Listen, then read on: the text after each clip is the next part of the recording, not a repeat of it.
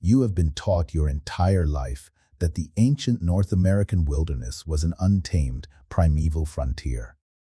You have been told that when the first European explorers pushed through the Appalachian Mountains, they were stepping into a completely wild, virgin ecosystem.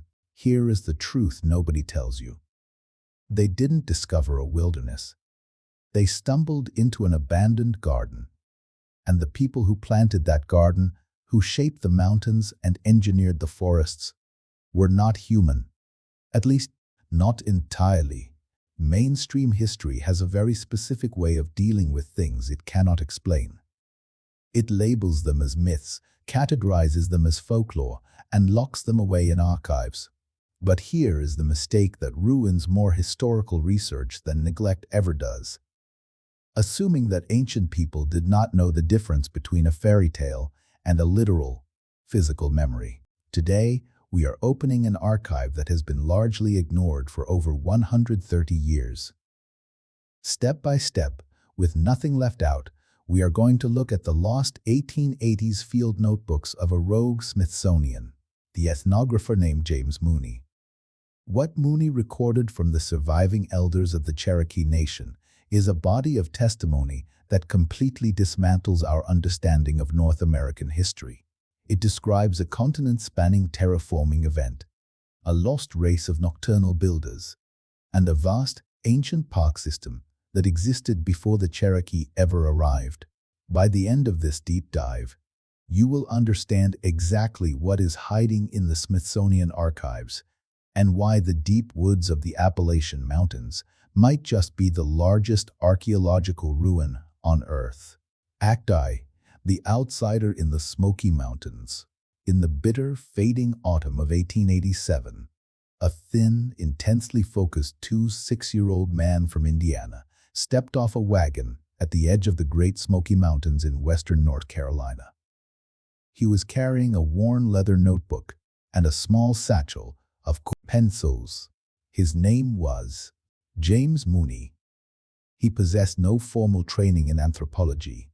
He did not hold a university degree. He had grown up the son of Irish immigrants, educating himself by obsessively reading in the small public library of his the hometown, while working as a printer's assistant. Yet, through sheer brilliance and an eidetic memory, he had memorized the names, locations, and known histories of every North American tribe by the age of 19. Mooney had talked his way into a junior assistant position at the newly formed Bureau of American Ethnology in Washington, D.C. His assignment from the Bureau was vague, but incredibly urgent. Go to the Judaculla boundary, the small reservation holding the eastern band of Cherokee, and record what they remembered of their past, before those memories vanished completely. The people Mooney was sent to interview were not just ordinary citizens. They were the ultimate survivors. These were the men and women who had evaded the forced removal of the Trail of Tears in 1838 by hiding in the highest most inaccessible coves of the mountains. They were deeply suspicious of outsiders, especially white men representing the federal government. When Mooney first arrived, he brought a government-appointed translator. Within 1 month, Mooney fired him. He realized immediately that the presence of a bureaucratic middleman was actively corrupting the material.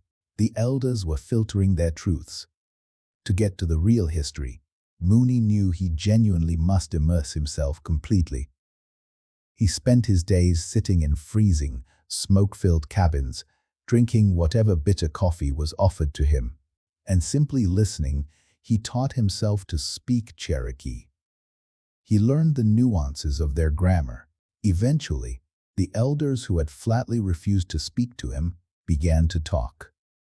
And what they dictated into his notebooks over the next 3 years, filling 47 separate volumes of type. A cramped cursive was not a collection of charming animal fables. The Cherokee did not describe the towering mountains around them as an empty wilderness that their ancestors had bravely settled. They described the mountains as inherited ground. They spoke of an older forest, a landscape that had existed long before the Cherokee themselves arrived, maintained by a civilization that the Cherokee did not classify as human. Act I. Breston, the Three Predecessors. Mainstream archaeology in the late 19th century, and largely today, operates on the assumption of continuous indigenous occupation. The narrative claims that Native American tribes evolved in these environments over thousands of years, living in harmony with an untouched nature.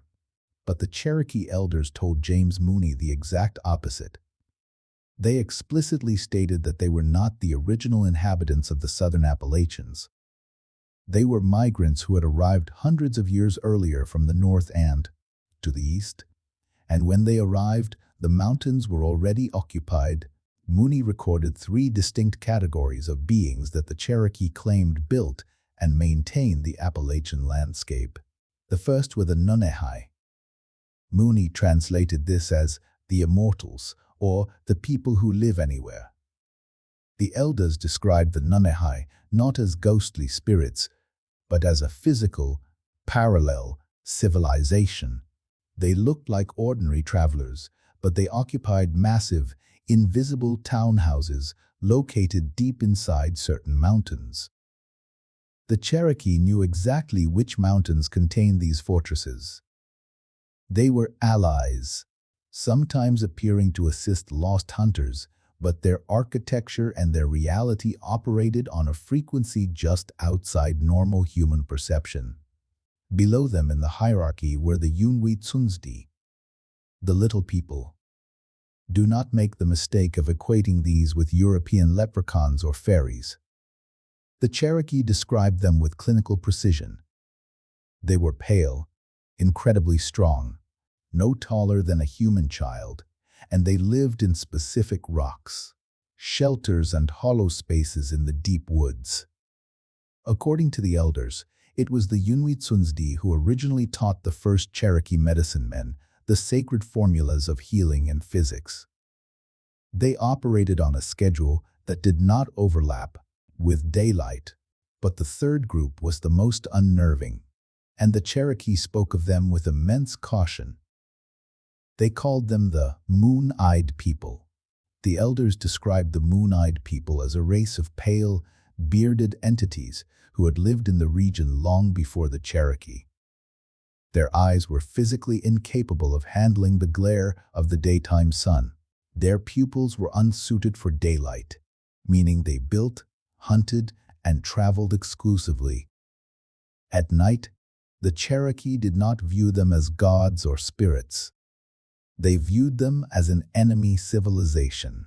The elders told Mooney that, centuries ago, a massive war broke out between the arriving Cherokee and the nocturnal moon-eyed people, ultimately forcing the moon-eyed race to flee westward or retreat entirely underground.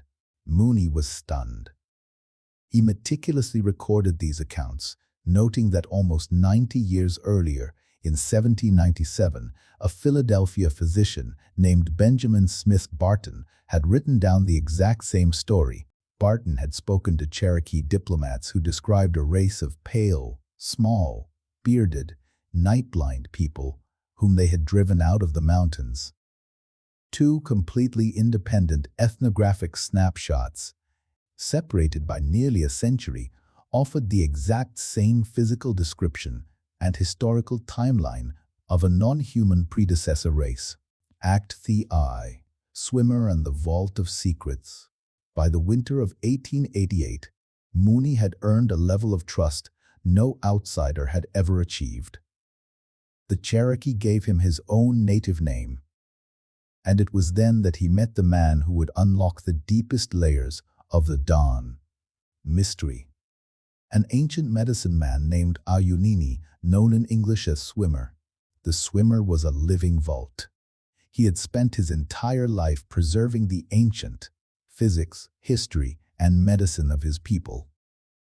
Hidden deep in the rafters of his cabin, wrapped tightly in protective cloth, Swimmer kept a personal manuscript book written in the Sequoia syllabary. The written Cherokee language.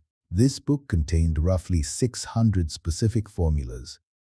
Some were for curing illness, some for tracking game. But a small, heavily guarded section of the book was classified under a category that Swimmer translated simply as remembering. These were not prayers. They were not poems. They were mnemonic texts written in a highly compact, archaic, and ancient dialect of Cherokee. They were designed specifically to be memorized and repeated with zero deviation, preserving exact wording across dozens of generations to prevent the corruption of data. When Mooney finally proved he could be trusted, Swimmer brought the book down from the rafters and began to translate the remembering formulas. Here is the detail almost nobody tells you about the Cherokee language. It possesses specific grammatical tenses to differentiate between a myth and a historical fact when speaking of fables or parables. A Cherokee speaker uses the past indefinite tense. But when Swimmer read from the remembering formulas, Mooney realized with a shock that the old man was strictly using the past definite tense. The Swimmer was grammatically insisting that every word he spoke was a literal, physical, historical reality. He described a period the Cherokee called the older time, before the boundaries between the visible and invisible worlds had been permanently fixed. During this era, Swimmer said, the mountains were physically higher than they are today. The rivers ran in entirely different directions. The people who lived in the forests were not yet divided into the strict biological categories of human and spirit. And then came an event, Swimmer called the Great Settling. According to the formulas, a massive, terraforming cataclysm rearranged the very surface of the earth. The ground itself was fundamentally altered. It was during this event that the earlier inhabitants, the Nunnehi, the Little People, and the Moon-Eyed Ones, withdrew into frequency domains and physical locations that ordinary humans could no longer easily reach. Mooney sat in the freezing cabin, listening to an account of a geological cataclysm that rewrote the map of the Appalachian Mountains. His pencil scratched across the leather notebook. In the margins of this specific page, buried in the Smithsonian archives today, Mooney wrote a single, chilling note to himself. Informant insists this was a physical event. At IV, the walking rooms and the Continental Park, if a physical cataclysm and a race of nocturnal builders sound like fantasy, the physical evidence left behind on the landscape tells a very different story. The Swimmer and the other elders told Mooney that the old forest, the vast, sprawling woodland of the Appalachian Range, was not a natural phenomenon. It was an abandoned piece of technology. It was a garden that had been planted, curated, and tended by the predecessor races, and it had simply been allowed to overgrow after its keepers withdrew. The Swimmer described the forest of the older time as being completely open beneath the trees.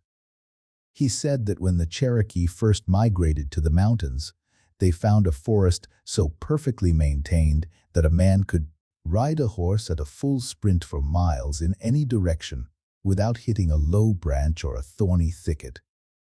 The tree canopy above was engineered to be so continuous, so tightly woven, that, during a rainstorm, no water would actually hit the ground. Beneath this massive canopy, there was no chaotic underbrush. Instead, the ground was covered in a soft, manicured carpet of leaf litter that had built up over centuries.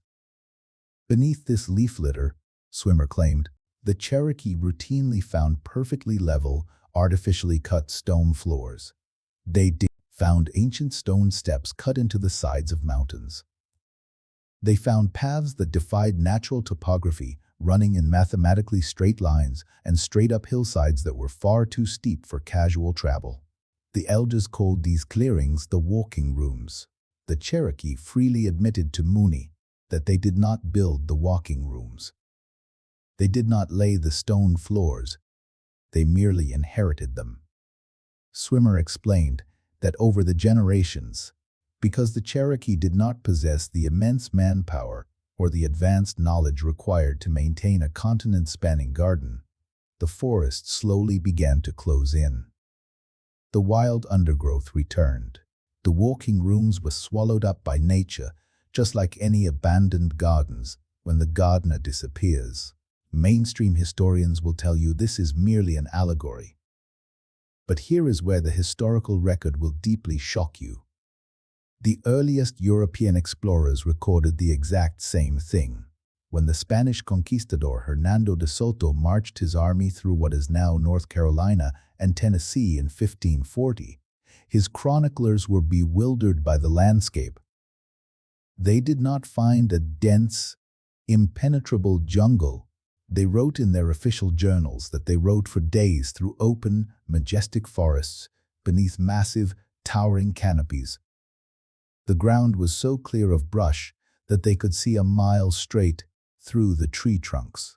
Over 2 centuries later, in the 1770s, the famed naturalist William Bartram explored the hardwood forests of northern Georgia.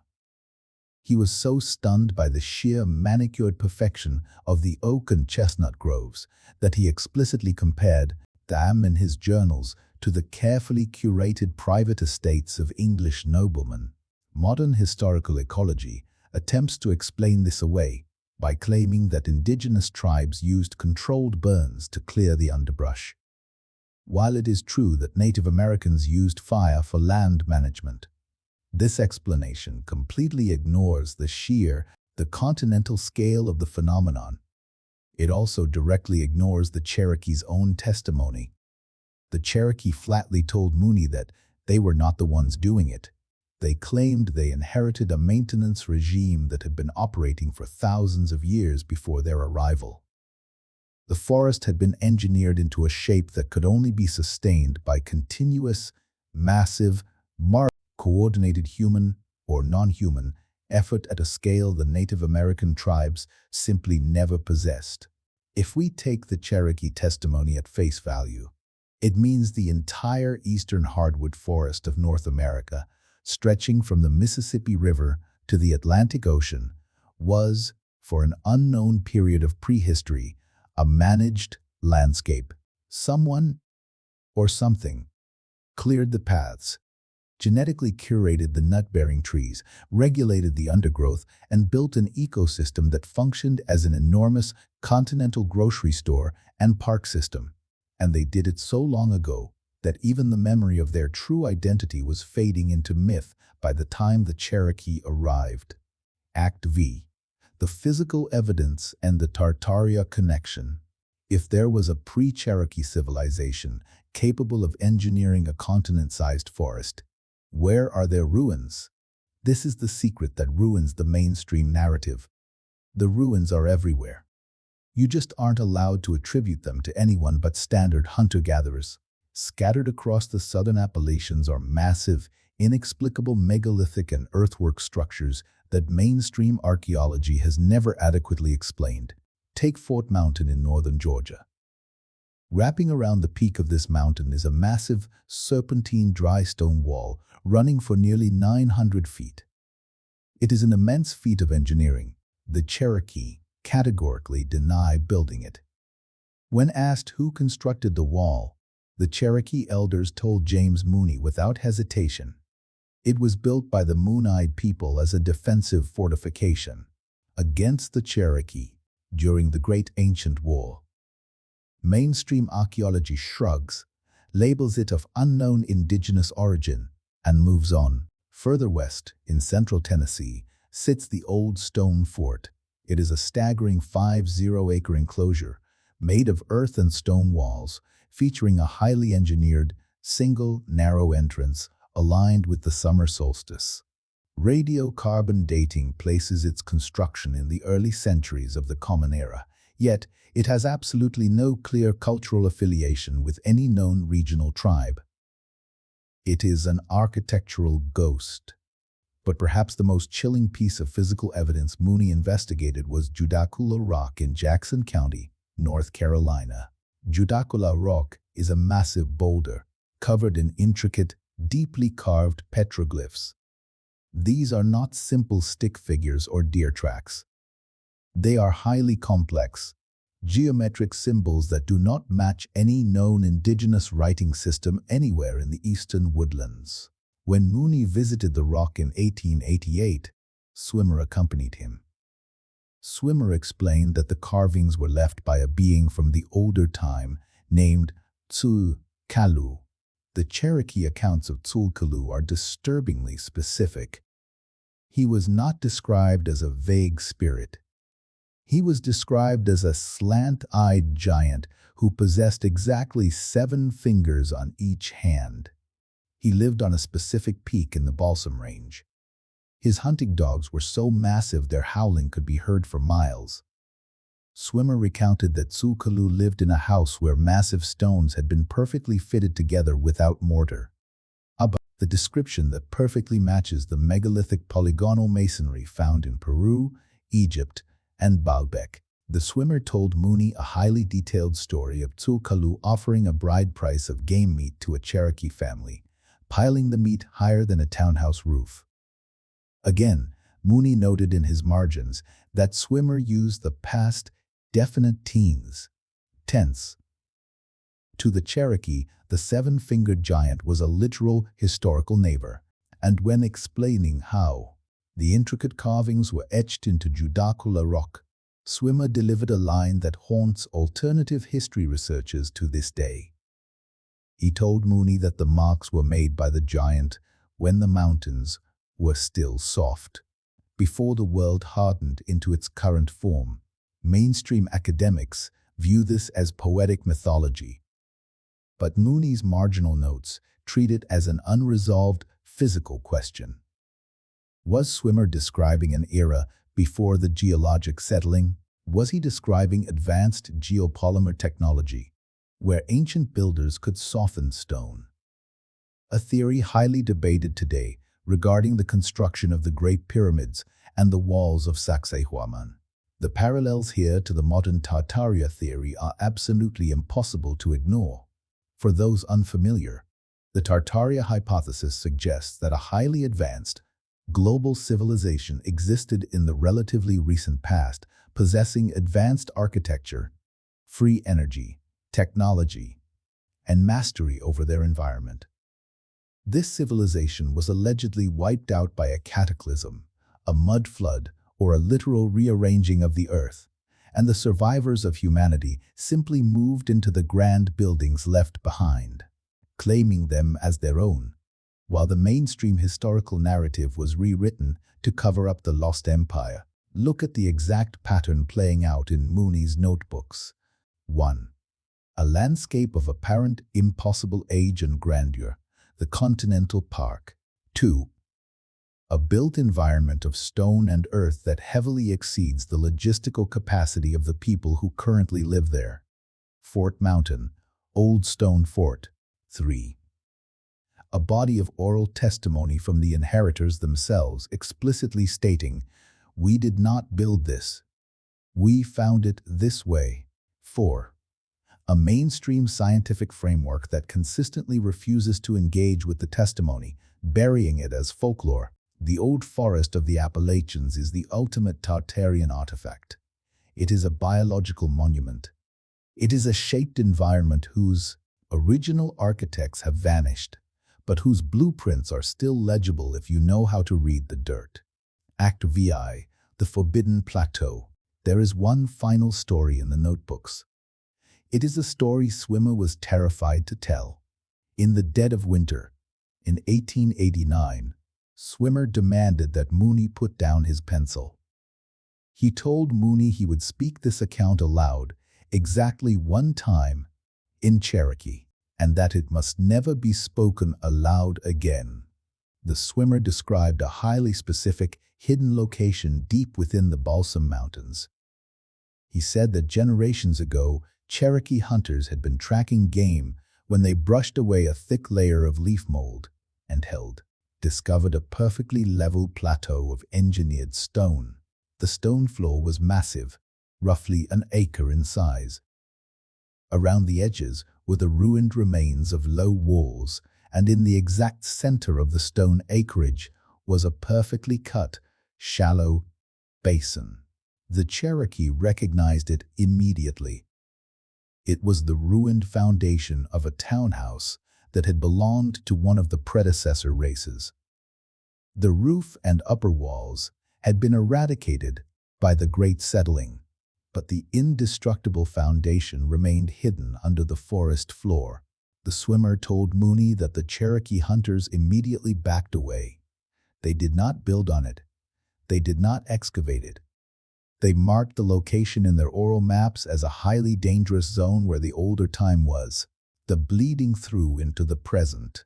Looking Mooney directly in the eye, Swimmer told him that the acre of stone was still there.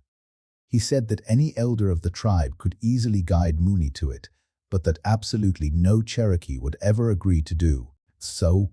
Mooney furiously recorded the description. Based on Swimmer's exact geographical hints, Mooney drew a rough, hand-sketched map of where the buried stone acre was located. He never went to investigate it. That sketch, drawn in 1889, remains locked in the National Anthropological Archives in Washington, D.C. To this day, no modern archaeological team has ever conducted a ground-penetrating radar survey of the site Mooney sketched. The stone floor, if it exists, is still sitting beneath 2 feet of Appalachian leaf mold, waiting. Act VI, the Great Erasure. So what happened to James Mooney, and why don't we learn about the Moon-eyed people in history class? When it came time for Mooney to publish his findings, the Bureau of American Ethnology intervened. The idea that a physical geological cataclysm had reshaped the American South within human memory was utterly unacceptable to the scientific establishment of 1900. The idea that Native Americans were not the original inhabitants, but rather the inheritors of an advanced civilization's ruins, shattered the entire academic model. When Mooney's masterpiece, Myths of the Cherokee, was finally released as the 19th annual report of the Bureau, the Smithsonian had done its work. The accounts of the Moon-eyed people, the Great Settling, and the Nunnehi were completely stripped of their historical context. They were placed in a section titled Folklore, printed right alongside fictional animal fables about how the bear lost its tail. The framing deliberately treated the testimony as literary fiction rather than historical claims. The hundreds of pages of physical, corroborating evidence that Mooney had gathered, the descriptions of the ruined stone enclosures, the straight ridgelines, the specific valleys where the older inhabitants still lingered, were quietly left out of the final publication. They remained in the raw, handwritten notebooks, and there they sat. Mooney was reassigned. He was sent west to study the Kiowa and to investigate the ghost dance movement, a project that would consume the rest of his life. Back in North Carolina, the elders began to die. Swimmer passed away in 1899, just before Mooney's sanitized book was published. Because the federal government was actively suppressing native lives, American culture and religion, Swimmer was buried without the traditional funeral songs.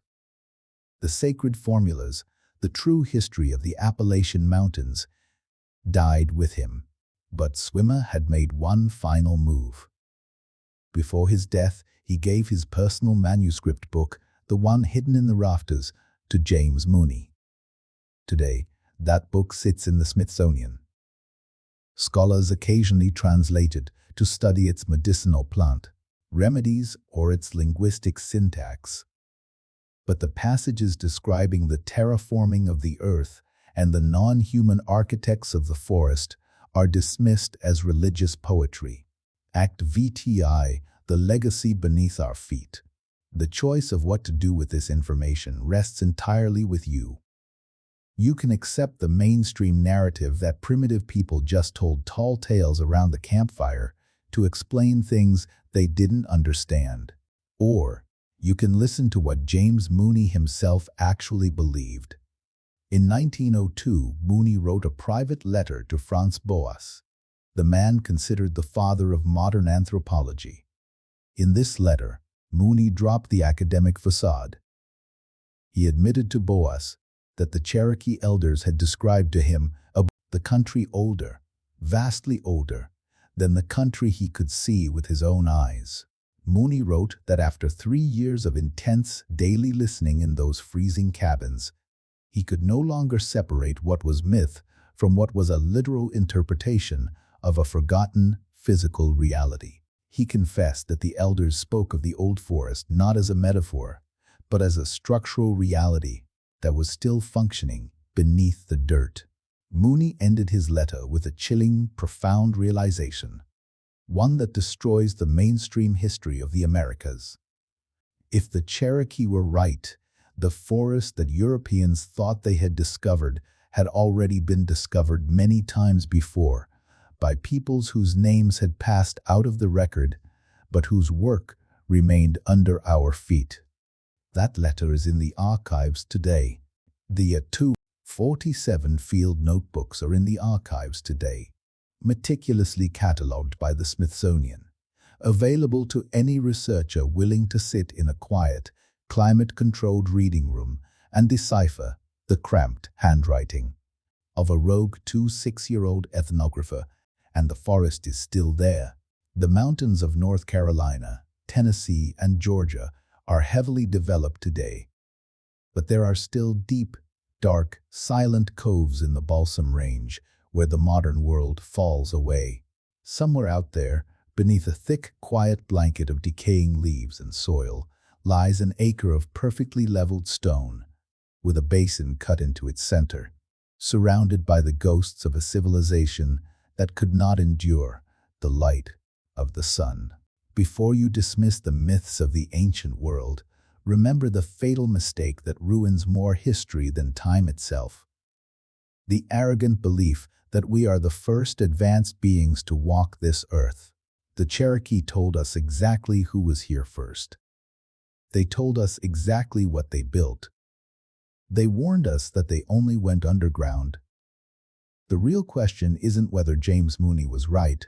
The real question is whether the original architects are ever coming back for their garden.